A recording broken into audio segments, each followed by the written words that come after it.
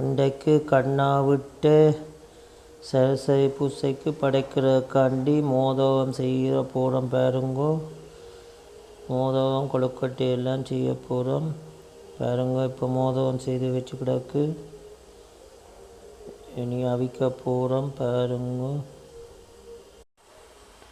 பாருங்கோ கொழுக்கட்டை மோதகம் அவியது பாருங்கோ. சரஸ்வதி பூசைக்கு படைக்க போகிறோம், அவியது பாருங்கோ.